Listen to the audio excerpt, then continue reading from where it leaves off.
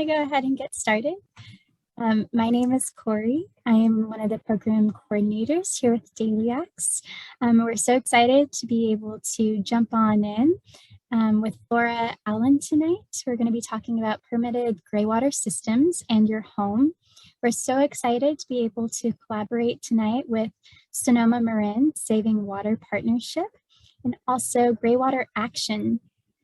A little bit about DailyX, if you are new to us.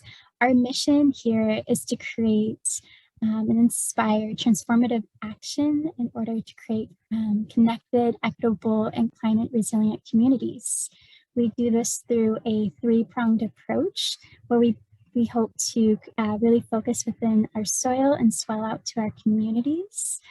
We really focus on creating equitable actions of change, focusing on leadership policy and political advocacy. So within our leadership program, we have the Leadership Institute, which focuses on just and resilient communities, our youth leadership program, Eco to School, and our environmental health program.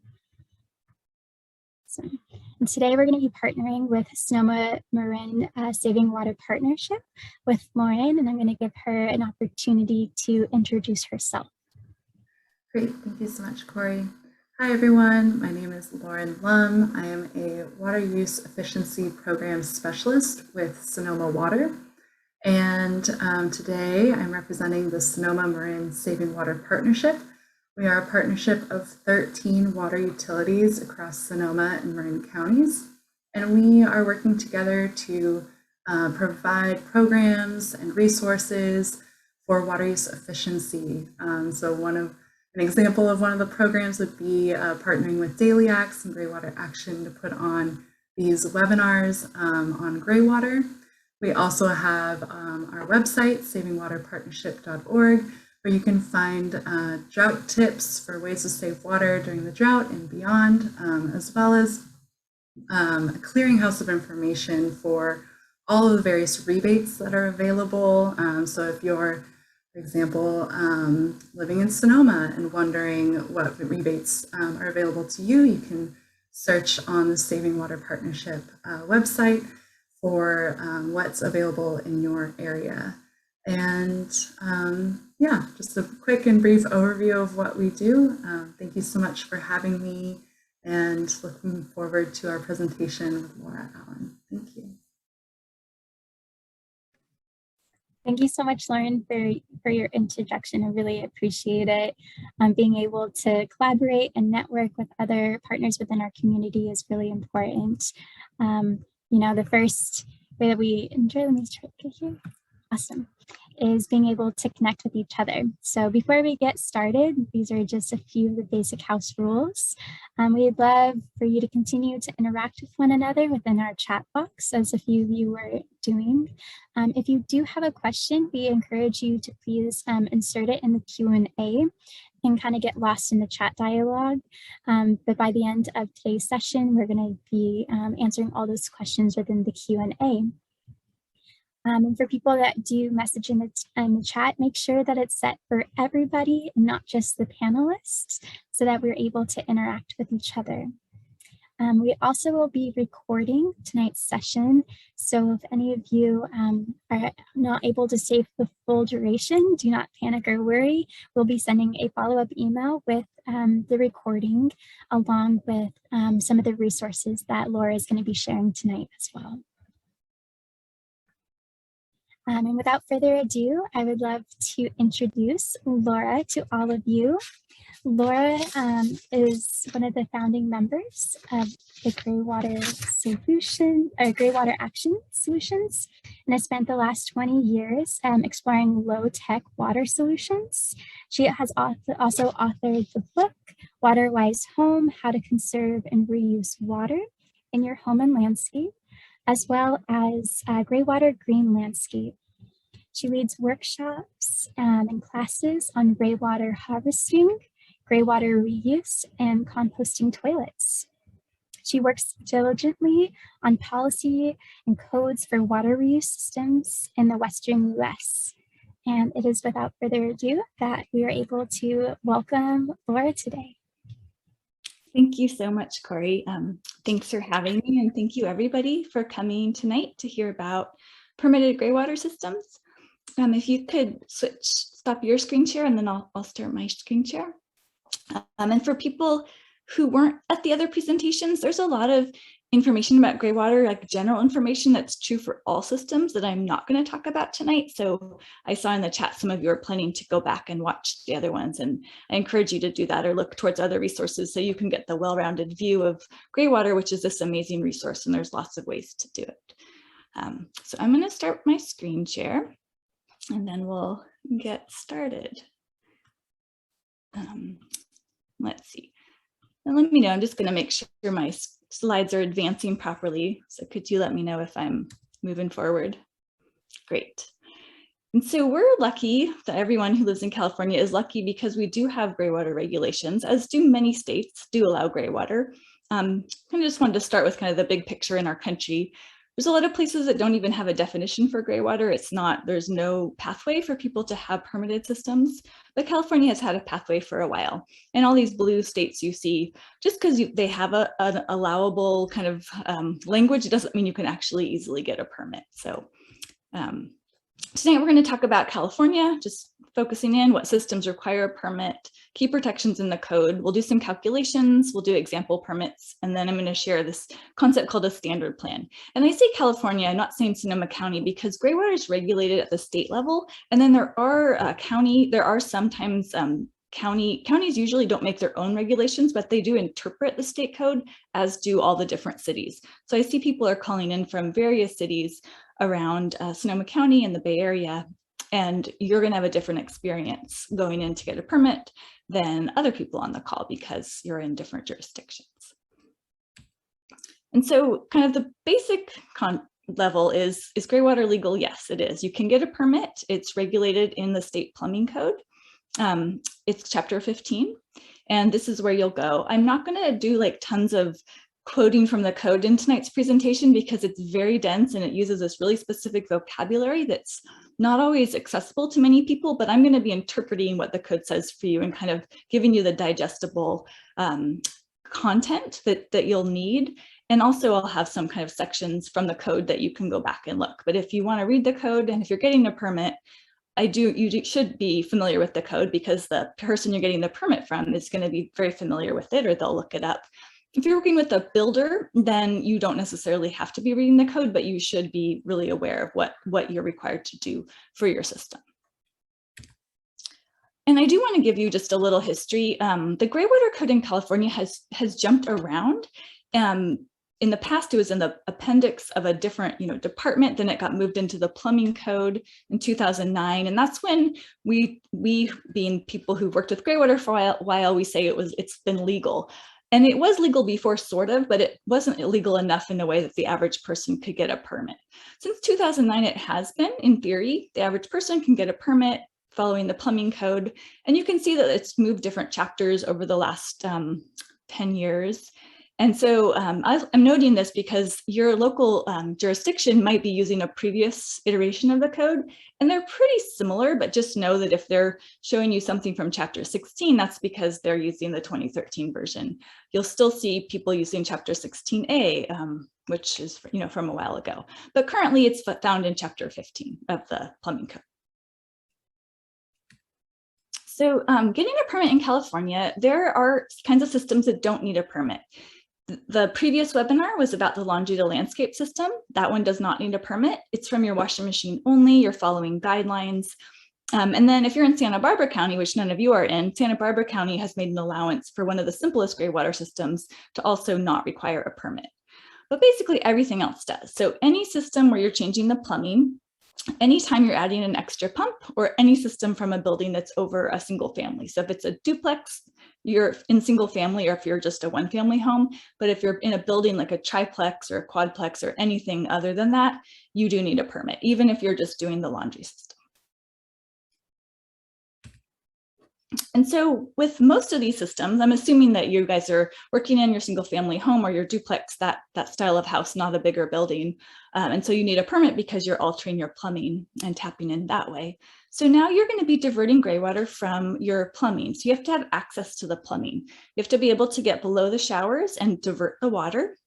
The picture on the left, that shows a diverter valve. This is a crawl space. So you need a crawl space, or you need a basement or some way to get under it. Or maybe your home was plumbed for gray water, and so you actually have a gray water stub out or a separate line that was prepared during the construction of your building. And if you're doing a new construction, you always want to make sure the plumbing is constructed in a way that's really easy to then go and divert the gray water. You have a thing called a backwater valve, and that is just a one-way valve that goes into the gray water line right before it connects to the sewer. And in that, so if the sewer ever clogged and started backing up, the sewage could not back up and get into your gray water system. So that's just a protection to keep potential sewers from not contaminating your gray water system. You need access to this valve. You need an easy way to turn the system on and off. And so if you can't easily, physically get there really easily, you can add a motor. It's called an actuator, and that will just mount on the valve, and then you'll plug that into your house. Like usually it's in your bathroom or some convenient place for you to control it. So I'm going to talk about the most, I would say it's probably the most common kind of system that does require a permit. It's called a branch drain system. This is a gravity flow system. It comes from sinks and showers typically, though you could do this for your washing machine, though the other system, the laundry to landscape, is easier to install and it's more flexible in what plants you can reach and irrigate, so it's not as commonly done. So in this picture, there's a shower bath. It has a crawl space. They've diverted the water in under the home, put in that valve. You can see the backwater valve is protecting the gray water side from that sewer connection. And now your water is flowing out by gravity. So this system works if your yard is lower than the plumbing. It's flowing out by gravity. You're branching the lines. You're splitting it into multiple sublines, which is dividing up the flow of water. You design it based on, you figure out how much water you produce in that per week in that shower. And then you look at your landscape and you figure out how much water the trees want. And then you adequately distribute the water, so you're meeting the irrigation needs of your plants. So this is kind of the schematic, the overview. The system works really well if you have the right setup. It is time consuming to install, but it's not complicated. And there are no moving parts. There's nothing to break. It's a very robust and long lasting system. So if you're able to, this is a great system to look into. If able to, meaning it'll work for your setup. The permitting is also easiest for this system because it is so simple and straightforward, and there's not a lot to go wrong and not a lot of risks with this system. So it's gravity, so you need to have basic plumbing skills to be plumbing the pipe, make sure it's sloping properly. It's 2% grade, that's just standard plumbing.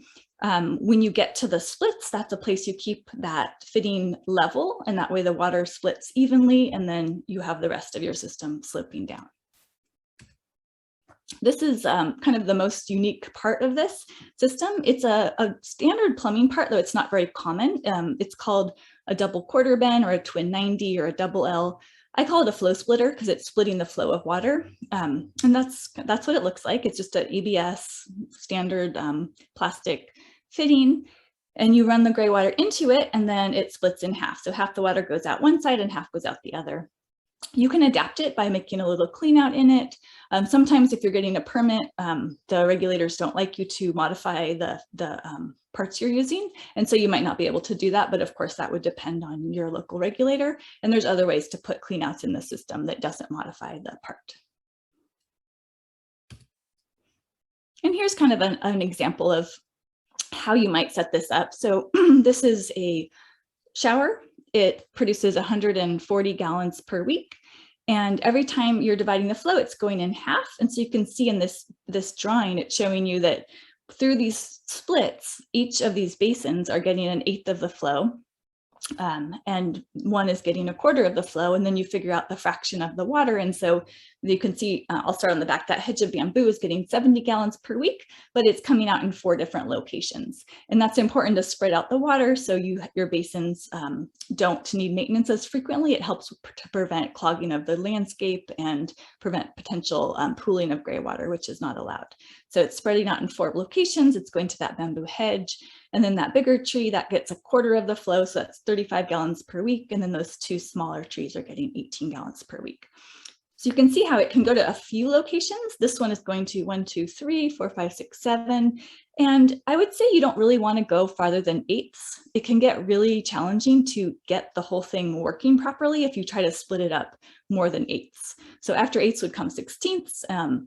Definitely would not recommend 32nds and probably not 16ths either. So try to find plants or plant new plants that are going to benefit by 8ths or less. And if how much water is going out, you might only split it into halves or quarters, depending on the usage in your home and what plants you're reaching. But that's one of the main limitations of the system, is it doesn't spread it out to a lot of locations. And here's another kind of just showing you the parts. You can get a sense of what the system looks like, and if this is something you might do yourself or if you would hire somebody. You are always thinking about how to clean out clogs. So there's a clean out when you come out of the house. There's often clean outs throughout the system too. You can always use one of the outlets where the gray water comes out as a clean out too. You could put a snake up there or a hose and clean that out. But it typically doesn't have a lot of clogging problems. So of course, everything eventually might clog, and you want to easily be able to address that. So here's a picture. And for the people who were here before, this is a review. You can just see the basin. This is where the water is being soaked up.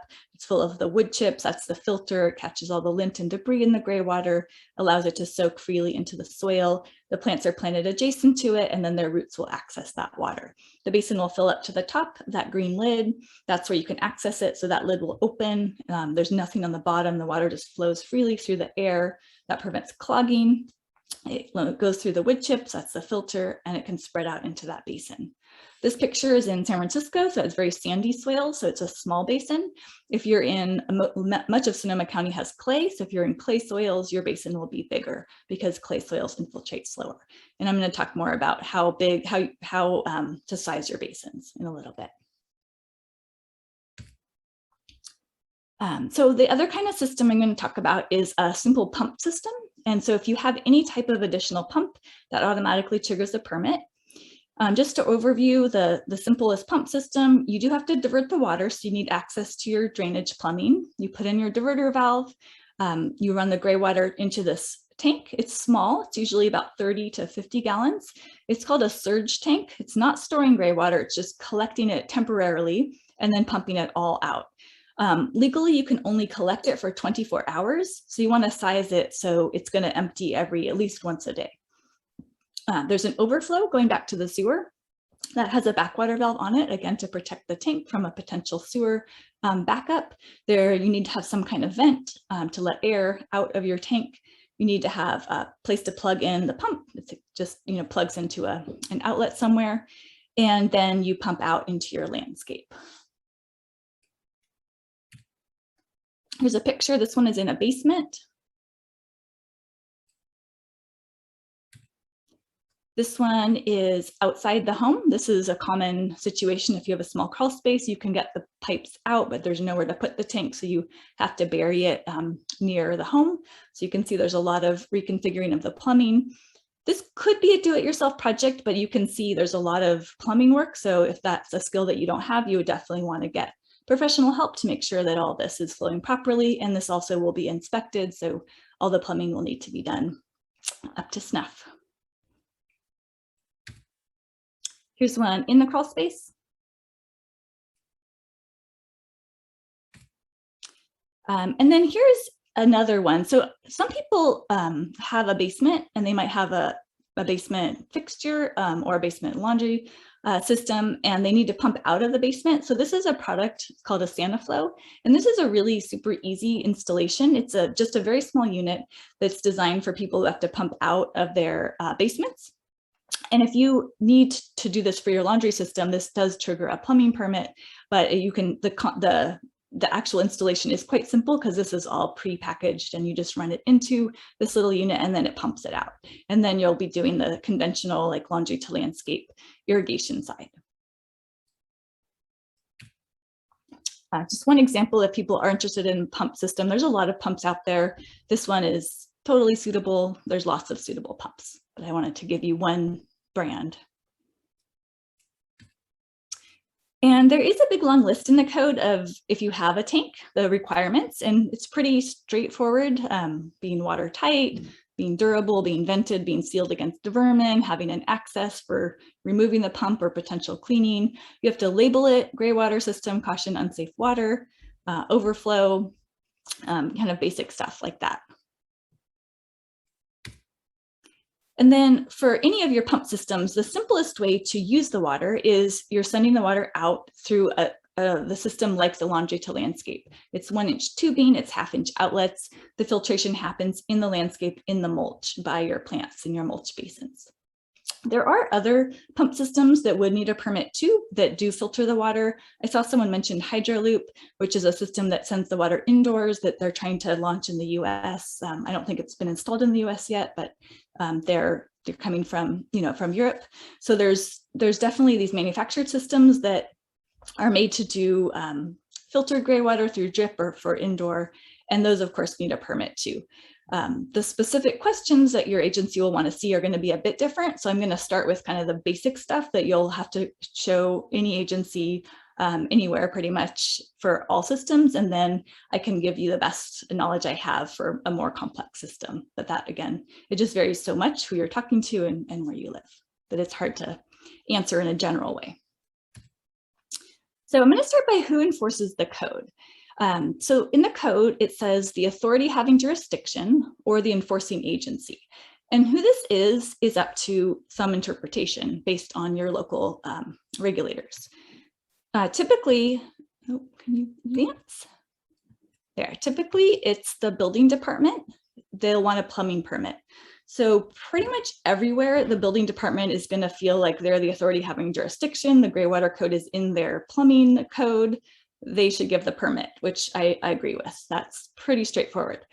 You'll also find that sometimes the county environmental health department, they're the ones in charge of septic systems or any on-site wastewater system. They also say, well, we're in charge of wastewater. We should have authority too. So sometimes you have communities where they also want to give a permit. And then public health says, well, this is non-potable water.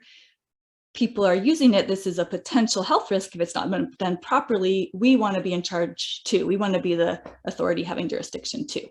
And no county or city is going to argue with any of these other departments if they want to enforce, because it logically makes sense. So you find some communities where you have to get 3 permits for even a simple gray water system. And what that means is no one is going to get a gray water permit because it's so expensive. So it's definitely a big problem if in your community, multiple departments want to be the enforcement agency. The best case scenario is they've agreed, they've talked about potential risks, and they agree, building department, if people follow the code, all of our concerns are addressed. So you guys just make sure they follow the code. And that's really the best case scenario. So I have never heard of anywhere in Sonoma County where multiple departments have wanted to enforce, but in Santa Cruz, that's really common. It definitely is common around the state, but I've never heard of it in Sonoma County. So if you encounter that, I'm sure Lauren will help, or somebody, or Daily Axe. If you're in the county and you're not in the city, then you will be getting your permit through the environmental health department of the county, probably. Well, actually, I shouldn't say. Then you might just be getting it through the building department for your county. Yeah, so for the county, if you're in an unincorporated area, you'd be getting your permit through the PRMD, the Permit Resource Department.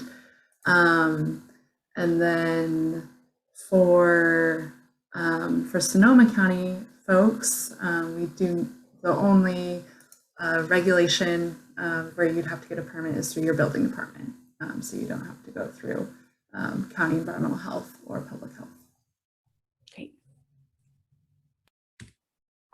So going on.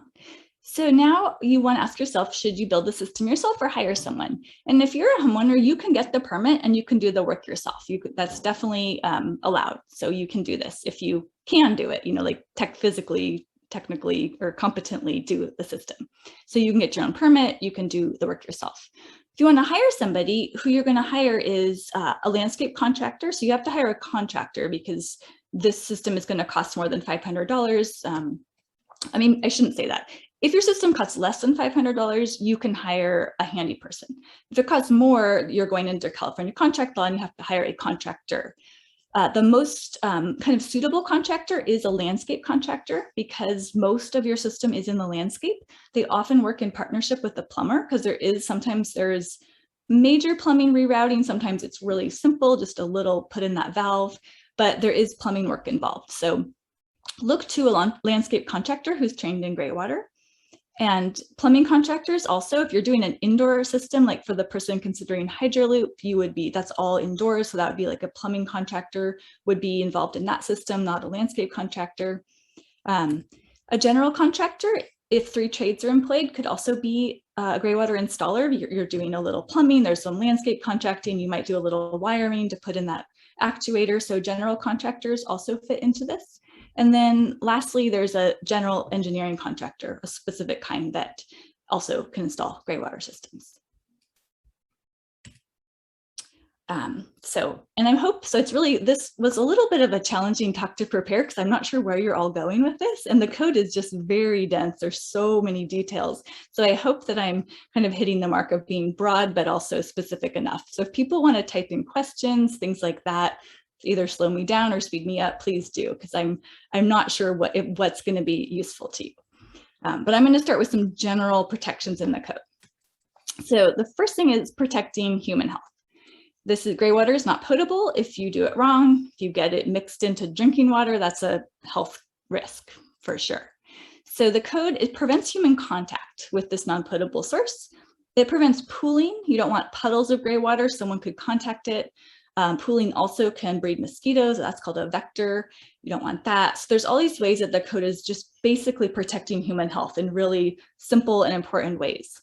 Hazardous inputs. You don't want to put hazardous materials into your Graywater because now it's going in your yard. And the last one is the cross-contamination of potable supply. So that's the biggest one. Nobody wants you, by not understanding, not doing it right, pumping dirty water into your neighbor's drinking water supply. That's like the worst case scenario. So there's lots of protections in the code that would never allow that to happen, so long as you're following the code. The next protection is the environment. So Graywater could harm the environment if it's used improperly. The main way is Graywater contains nutrients. Putting nutrients in your garden, that's called a fertilizer. That's a good thing. But if you're putting nutrients into a waterway, that's pollution. So the code is preventing runoff. It's keeping Graywater on your property. It has setbacks, so it's protecting wells and waterways from Graywater being too close to where it could get in without being cleaned. The majority of the cleaning happens as it flows through the soil. As in a septic system, the soil is the way Graywater is cleaned. In your residential Graywater system, a lot of it will be used by your plants because you're designing it to irrigate. But if some of it makes it through and your plants don't use it, it's being purified as it goes through the soil. But it's not cleaned enough if you're too close to like a waterway, a creek, a river, a drinking water well. And then also preventing the hazardous inputs. That is not good for us or the environment. So just want to call your attention to the adoption matrix. This is the very first page of the chapter. And I'm really not going to go over this, but I just want you to know it exists because there's different agencies. You guys who are in a residential situation, you're regulated by HCD, which is the Department of Housing and Community Development. They are in charge of the plumbing code, which is over residential homes.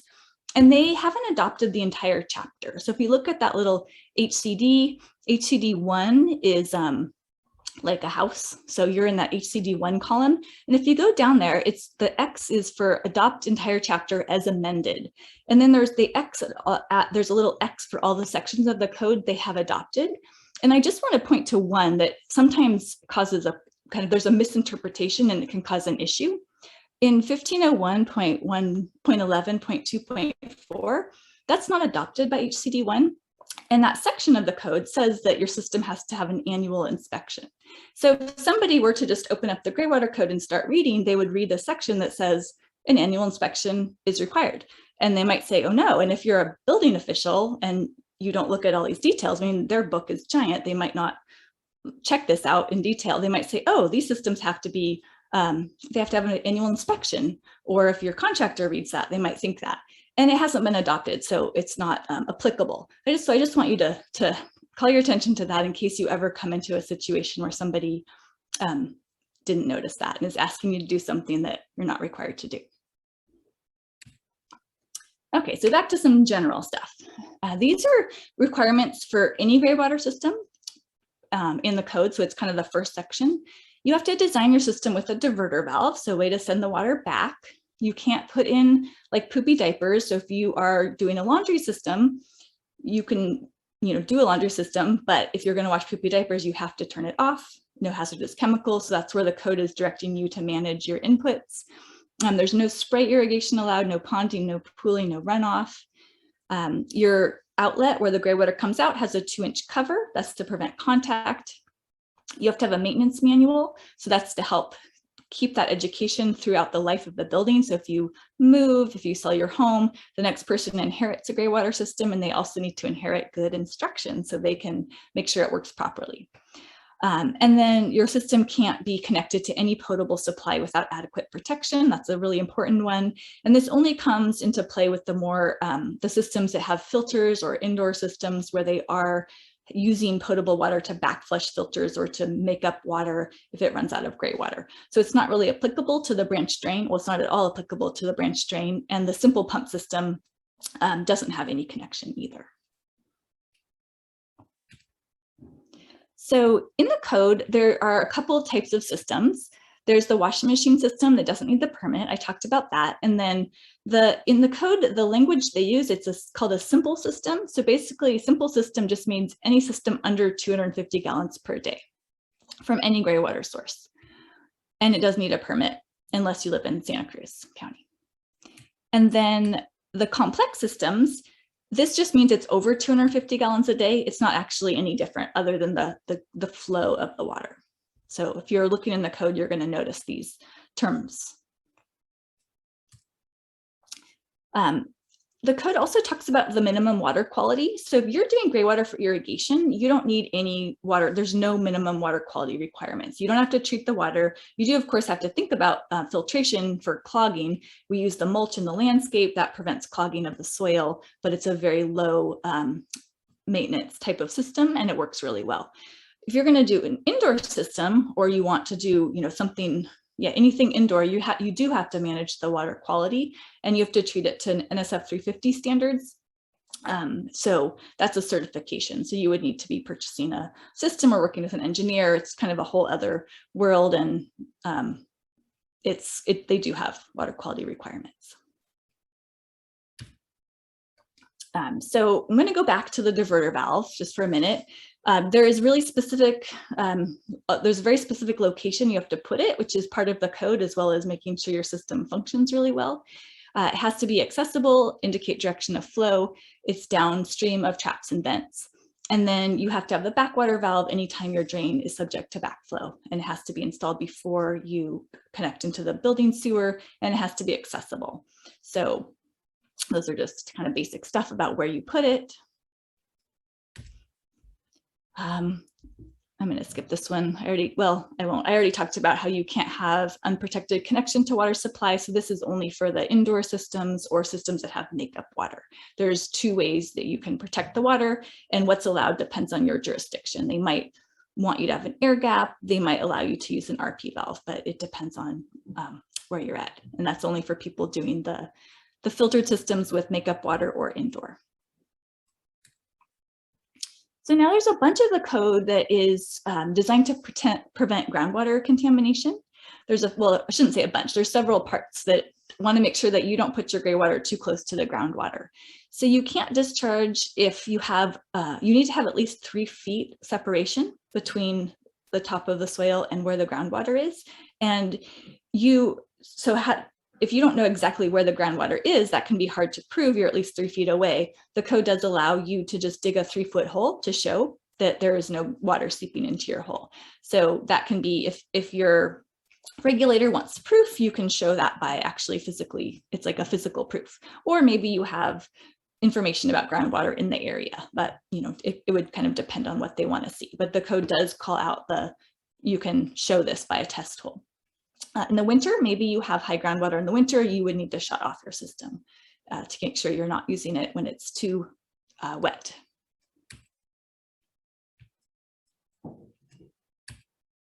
And then the setbacks, that's another way to prevent water contamination.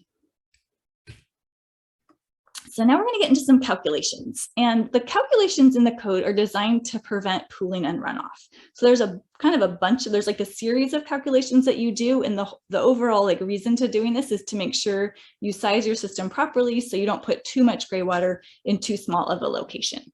So the first thing you have to do is figure out how much gray water will be generated. Then you need to know your soil type, and then you need to calculate the infiltration area. And the code has a specific way you have to do this. So we'll do the code method for estimating gray water flow.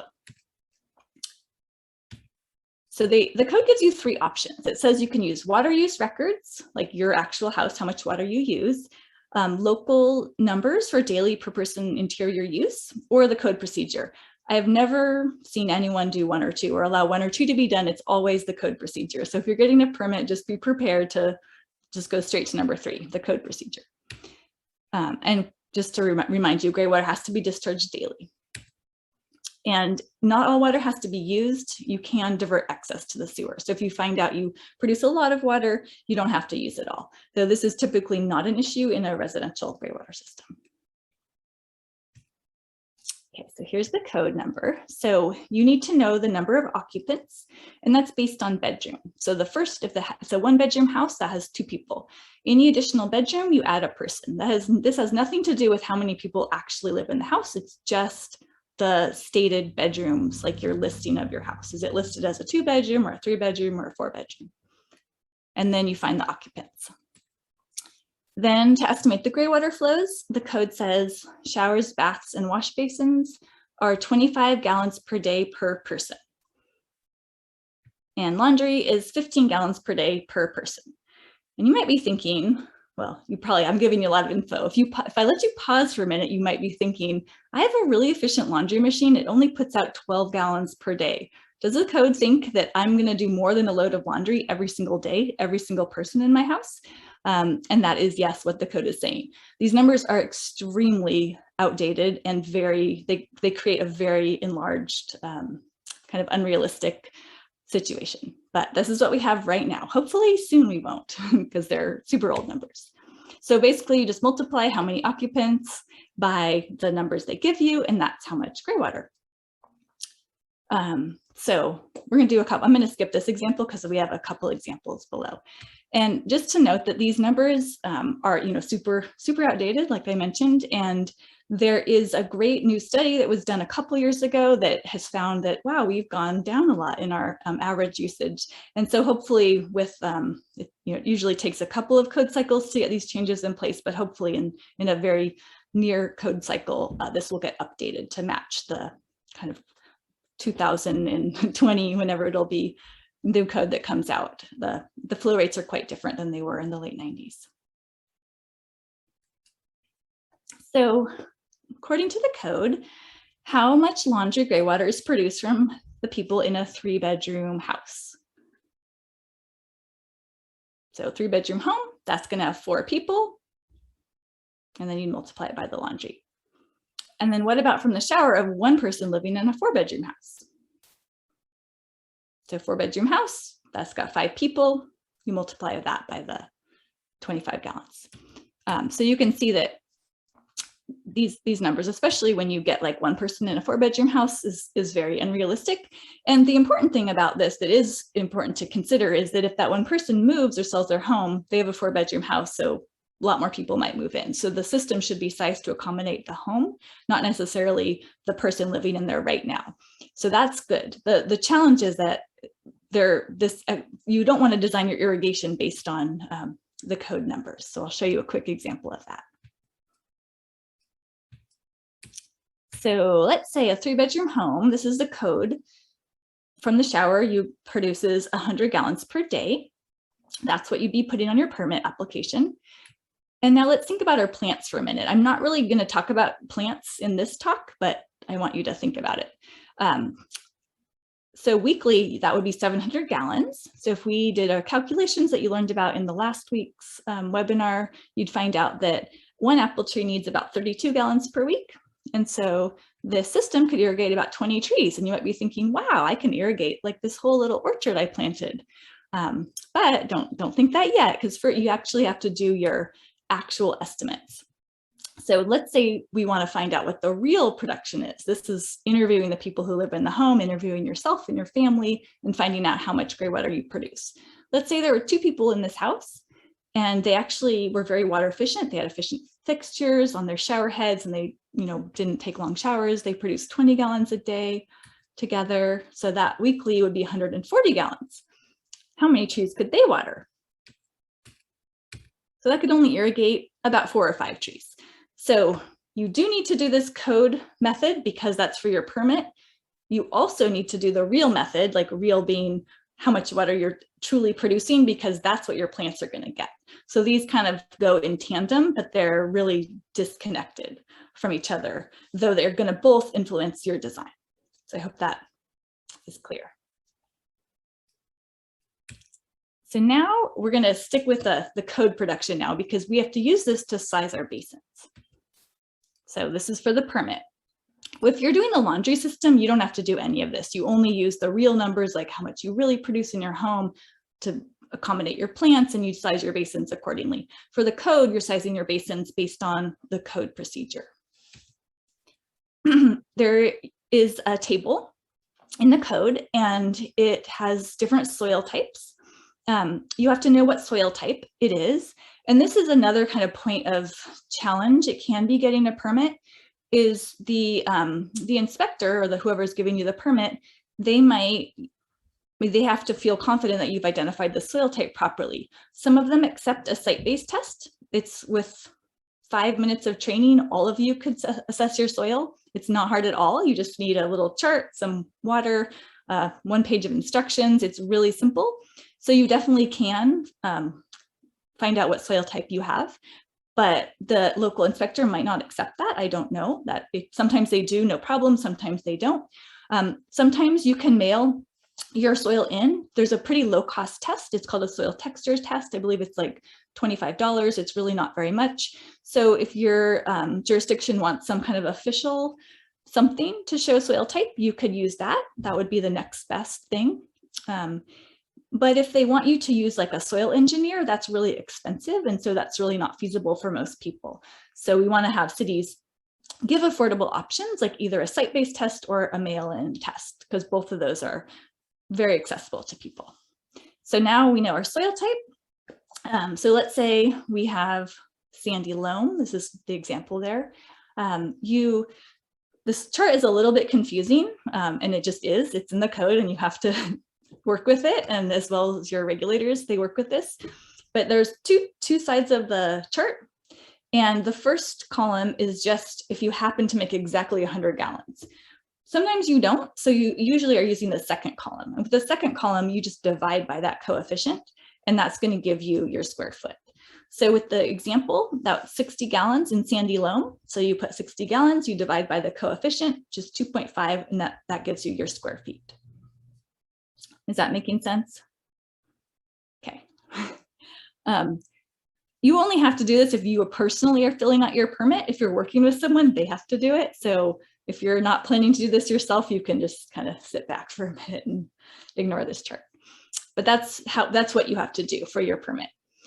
Some areas have just said, we have so much clay in our community, we're just going to say assume clay and use 1 for your coefficient. And that's great. It's really easy. It's conservative, because if they happen to have sandy or soil, then it's not going to hurt them. They'll just have to dig more, and it makes it a lot easier. So some jurisdictions just say, assume it's this, or if you don't want to assume that, then send it into a lab if you are sure your soil is different. So that's an option. And so square feet, you might be wondering, like, what on earth does square footage of a basin mean? So what that means, it's the footprint of your basin. So you have a cumulative number that you have to show for your permit. And so each basin is going to have a fraction of that. So this example basin, it's a foot wide and it's 8 feet around. So this particular basin is 8 square feet. So if you had to get up to, I don't know, maybe you had to have 40 square feet for your total system, then you would have this, you'd have another tree, another tree, another tree. Or maybe you would make this one 2 feet wide if you actually needed more capacity. So maybe you didn't have that many trees, so you needed to have each basin be bigger. You could just dig this basin wider to gain capacity. So the next thing is setbacks. So this is where you can locate your basins, where you can send your gray water. You do need to note setbacks on your application. So when you have your plans, you're going to note anything that you have to have setbacks from. So the plan checker can see that, oh, there's a creek in this neighborhood, and look, they're like 500 feet away from the creek. Or maybe you don't even have to note it if it's not on your property. But let's say you have a creek on your property and you're 200 feet away. So note that you're 200 feet away from that creek, because they want to see those things that you need to be paying attention to. Your property line is a great one. And then also make sure you're locating your basins out of your setback limitations. And you might have to call out, like, from this basin to the property line, that's 10 feet or that's 3 feet or whatever it is. So the person looking at your permit can see that you know what the setbacks are and that you know that you're meeting them. So here's the chart of the setbacks. And you are in the subsurface and subsoil irrigation field and mulch basin part.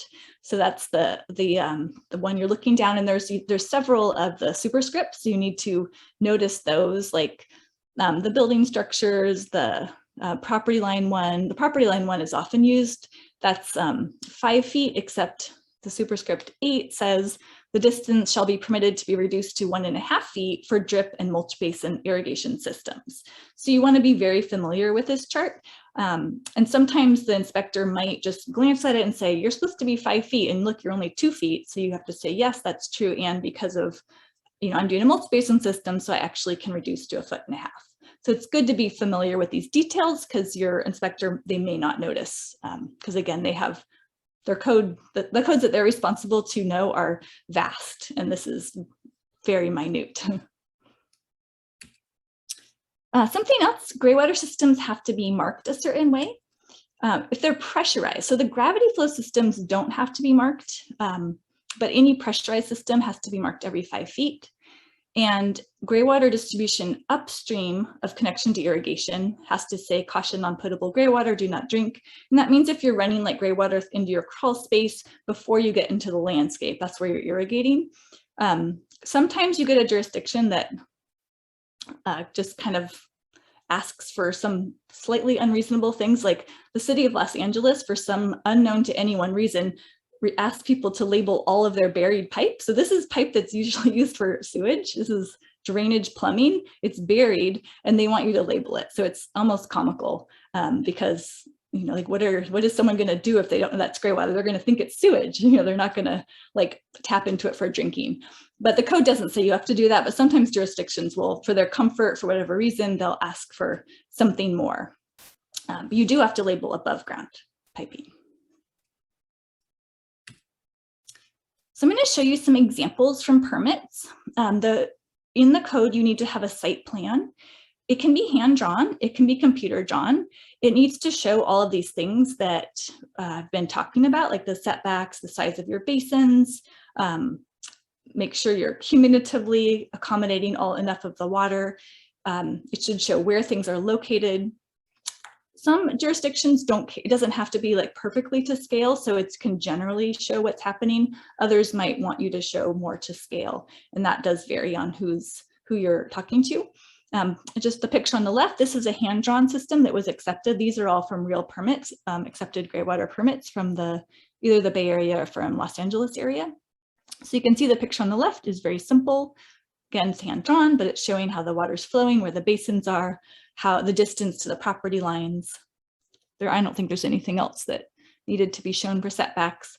The distance on the right, the image on the right, that's a computer-drawn site plan. So you can see the basins, the property line, the building. It's noting a couple of things from the code that needs to be complied with. Here's another site plan. This one's kind of a mix. Like a lot of people, if they've had their home either majorly remodeled or new construction, they'll have, or you will have, whoever's doing it will have drawings of the home. So you can use that. You can plop little, arrows with the things you're going to use. This installer just has little pictures of the valve, and this had a pump basin in it. So they're just pointing where they are in the actual drawing of the home, and then they have their own drawing for the irrigation side. So this was from another permit. And some areas, this is all the information you have to provide a site plan. Others want an irrigation field detail. So this is just showing more in detail where the water is going. So you may or may not have to provide this, but it's definitely within reason to really show, so they looking at your drawing can see more in detail what's going on, showing the materials and a little more of the distances and that kind of information. So this is an example of that. A riser diagram. This is another common thing, though not all jurisdictions will ask for that. If your system is out of the branch drain scale, if you're anything getting more complex, they all will want to see more information. But if you have a simple branch drain system, your area may or may not want to see a riser diagram. But what it is, it's just showing simply how you're changing the plumbing. The picture on the left actually has a pump in it. So it's showing where the cleanouts are, where the backflow preventer is, where the backwater valve, where the tank is, where the pump is, with where the water is flowing. The drawing on the right, this is showing a gravity flow system. So it's just showing what fixtures are being tapped into, where the valve is, where the backwater valve is, and then where the gray water is going. So it's quite simple, but that's so the person looking at your permit can see what you're doing with the plumbing. Here's another one. This can also be hand drawn. This was drawn by a plumber who is trained in, these are called isometric drawings. So I don't know how easy it is to hand draw these if you're not trained, but I think it's probably possible, especially if you're handy at drawing. So it's not, you don't have to, the code doesn't say these have to be computer drawn, they just often are. But I just wanted to show you, here's the picture on the left. This is the plumbing that the drawing on the right is showing. So it showed what was there and then the alteration that was made to put in the gray water system.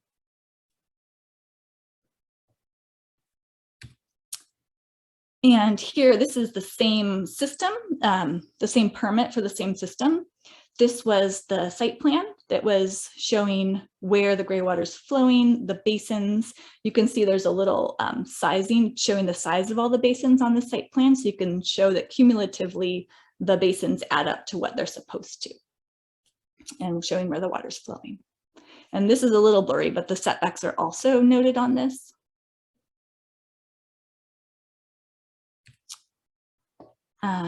So I'm getting to the end and then we'll have questions. I'm wondering what you guys are thinking of this, if it's too much or not enough. So there is this concept called a standard plan. And what this is so kind of backing up, the code there's a lot of details in the code and they're not applicable to all systems. So sometimes it can be very overwhelming to know, like, what do they actually want me to show them? They being the authority having jurisdiction, like your people giving you the permit, like what do they actually want to see? And sometimes if they haven't given gray water permits, they may not know what they want to see. So that can be really challenging because you don't know what to give them. They don't know what they want. It can take a lot of time and waste a lot of time. And so a standard plan is a plan that the building department has sat down with whoever is needed to be there. Maybe they just do it on their own. Maybe they sit down with a couple of gray water installers and they look at the code and they look at common systems and they say, well, this is what we actually want to know. And so we're just going to make this form that people literally just fill out. And it sounds so, so much like common sense, and it is, but it's not there. Like they don't have it given to them. They actually have to make this, which can be challenging with limited resources and just so many things on their plates. So this can be a great thing to do with your cities, is to create a standard plan. Sometimes a city will do it with a gray water permit. Like if they haven't given a gray water permit, this can be getting a real permit, going through the process, documenting it, checking it over, and then having it ready for the public. So that's the concept. And there's a bunch of cities who have done this. So I just want to show two, just to give you an idea. City of Oakland did this. This was from a while ago, the very first Graywater Code, the chapter 16A. So you'll see that's mentioned. And so this is what they want to see. And if you fill it out, comply with it, you have your permit. So it really streamlines the process. They want to know the obvious, like where this is, the owner's name, description, basic description of the project. Then you show your calculations, your number of bedrooms, your number of occupants, and then you do that multiplication. So you have that. And then in Oakland, there's a lot of clay in Oakland. So they said, let's just assume you have clay. We'll use 1 square foot per gallon. That means you don't even have to do math. It's just whatever gallons you're putting out, that's the square footage. Assume that. And if you don't want to assume that, you can mail your soil into a lab. So that's really easy. In the standard plan, they have that chart, so people don't have to be like thumbing through this giant code chapter. It's everything that you need to use is in the standard plan. And then you find your minimum irrigation field size. Then they have a checklist of all the things you need to be sure you're doing when you install it. And the inspector can check for all those things when they inspect your system. It's a one-time inspection, so it's just after you get your permit after you've installed the system. You install it, they check it, then you kind of finalize it, but you don't have to go in. Some areas want you to get your plan approved first, and then you go build it, and then they come inspect it. So there is a lot of variation from city to city. But Oakland is just one visit. So that's Oakland. And then you do have to show your site plan, just basic site plan where things are going. This is for the simple gravity system. This is not for pump systems. I want to clarify that. And it's often good to start with the simplest system, and then you can work your way up to get the more complex ones. Los Angeles, they also have one. They have this, I'm going to go through this really quickly. They have a whole bunch of information about the system, what's exempt from a permit, what's not. Then they have their standard plan. So they have all the stuff that they want to see. There's checklists again, like, does it have a site plan? Did you show where the graywater system is? Did you show the setbacks? So you really know really explicitly what you have to put on your plan. And if you put all that, it's going to be really easy to get your permit. The same thing, they have the calculations, how to size the basins. Then they give you where to draw. They want a rising diagram for all the systems, and they give you some examples.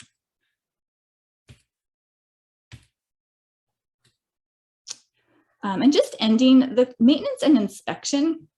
So pretty much all of these systems are going to be inspected at least once, though some will want to approve your plan first and then inspect. The maintenance lies on the property owner, so that requires you to have an operation and maintenance manual, and some inspectors will want that to be attached to your permit. So you can use, there's examples of them, but you do have to adapt it based on your specific system to put in, like, this was designed for this amount of flows, this is where the basins are. You do have to customize it to match your system. And then when they inspect it, some systems, like if it has any if it's an indoor system, it's going to have cross-connection inspection and testing, making sure the whole system, there's just a much more to it.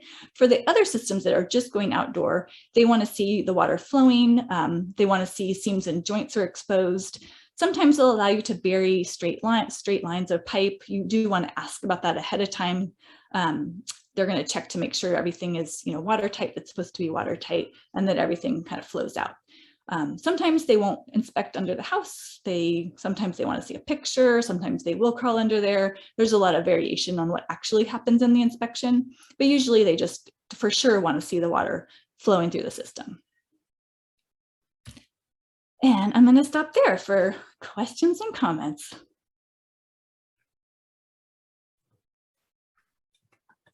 Thank you so much, Laura. That was fantastic. I know for me personally, I feel so grateful that I was able to attend those previous webinars that you hosted, and I feel relieved to know that there are actually a lot of similarities between a simple laundry landscape system and this. I imagine the soaps are pretty similar. You need to avoid the boron, borax, chlorine, and sodium. And I actually had a quick question before I dive into some of the Q&A for folks as we sit and pause and think about what we still want to ask you. For the mulch basins, are you still using the same ball valves? It depends on what kind of system you have. If it's a branch drain, there are no ball valves. because there's no pressure. It's just flowing out by gravity through larger pipe. Yeah, there's so many details I did not cover. But if it's a pump system, a simple pump system, then it would be the same. Yeah. Thank you.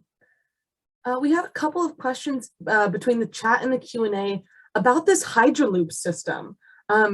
What's your experience with this system, and are you able to elaborate a little bit more on what its functionality is?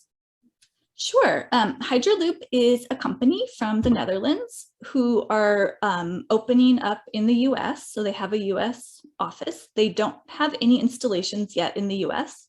So they're launching now. They are NSF 350 certified. So they're certified for indoor toilet flushing. I have never seen one in action. So for me to assess the system, I like to see them working for at least a year, and then I'll tell you what I think. After 1 year of operation, I'll give you my opinion. Without having seen one in operation ever, and especially not for 1 year, I can't speak to how much, maintenance does it need, how robust is it, because yeah, I have not seen it, but it is a emerging system in the market. It's for indoor. So indoor Graywater this is my kind of overall take on indoor Graywater. It definitely has a place in larger scale commercial buildings. There's a lot of water, there's not a lot of landscape. Indoor systems are more complex. They take a lot more maintenance. There's, just a lot more that can go wrong because they're a more complex piece of, technology. For a residential person to manage that's definitely a lot. And historically, there's been several companies in the past that have tried that have failed. It's just hard to do. And most residents do have a landscape, and it's so much easier to use Graywater outdoors for irrigation. And so if you are irrigating, use your Graywater to irrigate. If you don't have any irrigation at all or very little, that's when you could consider like an indoor system, where it might make sense to consider. It's also, rainwater is very much cleaner than Graywater, so it's much easier to get rainwater into your toilet technically than Graywater into your toilet. So that's another thing, is just to really take a step back and look at your whole system. Like, why are you doing this? What are your options? And then you might find an indoor system is going to be a good match in certain situations. Thank you. I appreciate that clarification. We have Karen wondering about pump requirements and permit requirements. Does an outside pump require a permit? For example, rainwater storage to irrigation? Yeah, so there is a code for rainwater. I think it's chapter 17 now. I'm not sure. Actually, I forget. Things have moved around a little bit in the last couple of years.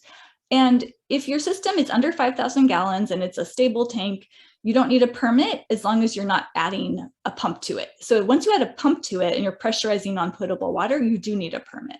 Mm-hmm. So most rainwater systems backyard don't need a permit, but if you are going to pressurize your water, you do. And maybe Lauren knows more about permit requirements for that. No, that's what I know as well. Great, thank you. Peter is asking about our experience with permitted systems in the city of Santa Rosa. Have systems been permitted? Any surprising demands? Well, Peter, one thing that I've been finding, for one, our municipalities and our city websites have an abundance of resources to help us figure out what processes are needed in order to get a permit. I'm pretty positive in the city of Santa Rosa that they do require an engineered design to be submitted. But what we can do is we can fact check that, and we can send a resource in our follow-up email. Thanks for the question. I'm sure people are still processing the abundance of knowledge that has just been shared and are waiting for Q&A. We still have some additional time for folks who do have questions. Donna, I just noticed that you raised your hand. Let's see, I might go rogue and see if we can unmute Donna here. If I can find her, let's see. Yeah. Oh, sorry, Donna, I accidentally just muted you right when you started to talk.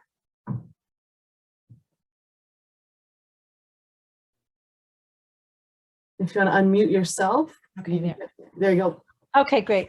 I just want to comment that Laura is such a pioneer.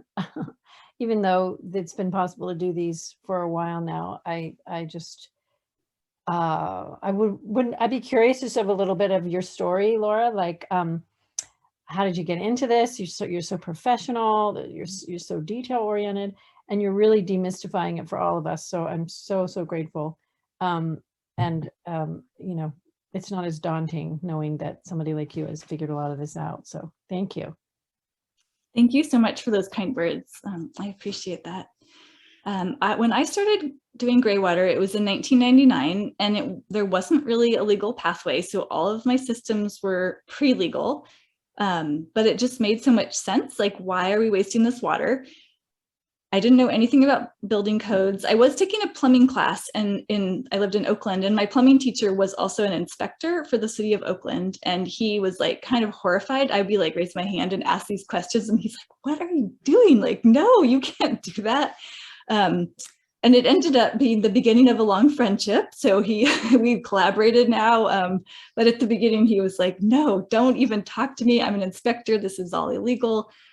But I didn't give up, and did learn a lot of like, oh, this is why they're worried about that. Like, this actually, some things can cause major problems. So there's reasons for these, there's reasons for codes, and some things are overly restrictive and I think not helpful, but other things are. So I learned myself, you know, what the reason behind all the rules, and also worked on changing the codes. Like, first of all, it has to be legal, because if it's not, people are going to do it anyway, and then they'll ignore their cities and their authorities because it's just common sense to be able to save water. So legalizing Graywater was really important to make it possible for the average person to have a pathway. So I was very active in 2009 to do that. And since then, I've just always tried to make the codes more in line with, always health and safety for people and the planet, and making it not onerous or overly restrictive when it doesn't need to be. And so I'm on the technical advisory committee with the water efficiency standards. That's a national code. So it is really interesting to see people who write these codes. Some of them, many of them just have no experience with this. So it's people who do, our responsibility to kind of step up and to join those spaces so we can share like on the ground experience of how these things work, and what's just unnecessary and creates burdens that don't need to be in place. Yeah. Thank you. Can you still hear me? Yeah. Mm-hmm. You had this advice in your previous webinar to measure your laundry. And when I first listened to that, I thought, oh, that's so ridiculous. But then today I did it, and I had all my buckets as it was coming out, and it was only 12 gallons. So it was so important to do that before my system was installed. It was easy to do. And I mean, it's not a lot of water. It's my brand new washing machine. So thank you for that. Good job. You did it. Yeah. Thank you, Donna. It's really sweet to be able to see you on this webinar. Donna and Mary have been at our previous Graywater installation, so it's a real treat to know that they're still interested and are persevering through all of this. And I really appreciate that question, to hear a little bit more about you, Laura. You really are a pioneer, and I'm so glad we're all able to be learning from you today. So thank you again. And Donna, I really appreciate your question.